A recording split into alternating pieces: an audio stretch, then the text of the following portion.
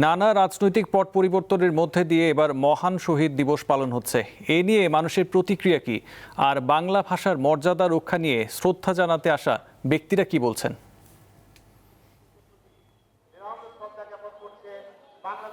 আসিফ যেমনটি বলছিলেন, ভাষা আন্দোলন, নানা রাজনৈতিক সংগ্রাম, নানা রাজনৈতিক জটিলতার মধ্যে কিন্তু এবারের আন্তর্জাতিক ভাষা দিবস, মাতৃভাষা দিবস পালিত হচ্ছে।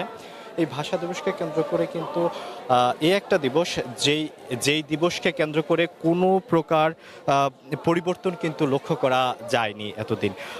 2000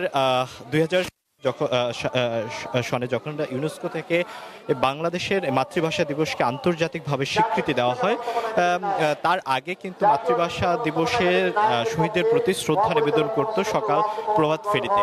তারপর যখন আন্তর্জাতিকভাবে এই মাতৃভাষা দিবসকে স্বীকৃতি দেওয়া হয়, তারপর বৈশ্বিকভাবে সামঞ্জস্য বজায় রাখার জন্য আন্তর্জাতিক মাতৃভাষা দিবসের শহীদ হওয়া শহীদদের প্রতি শ্রদ্ধা জানায় রাত 12টার পরে। তারই ধারাবাহিকতায় কিন্তু আমরা দেখেছি গতকাল বাংলাদেশের প্রধানমন্ত্রী তারেক রহমান রাত 12টার পরপরই শহীদ মিনারে শ্রদ্ধা দিয়েছেন। একটি পরিবর্তন কিন্তু এখানে আমরা দেখেছি যে বাংলাদেশের একমাত্র এবং প্রথম কোন রাষ্ট্রপ্রধান যিনি এসে ভাষা শহীদদের প্রতি মোনাজাত করেছেন এবং দরখাস্ত করেছেন স্রষ্টার কাছে। এবং আরও একটি পরিবর্তন আমরা যদি বলি, কোনো একটি রাজনৈতিক দল যারা হচ্ছে ভাষা শহীদদের প্রতি অথবা ভাষা আন্দোলনের বিপক্ষের দল হিসেবে এতদিন চিহ্নিত ছিল, সেই দলটিও কিন্তু আজকে ভাষা আন্দোলনের শহীদদের প্রতি শ্রদ্ধা জানিয়েছে এবং ফুল দিয়ে তাদের প্রতি শ্রদ্ধা জানিয়েছে। গতকাল রাত 12টার পর থেকে কিন্তু এই ফুল দিয়ে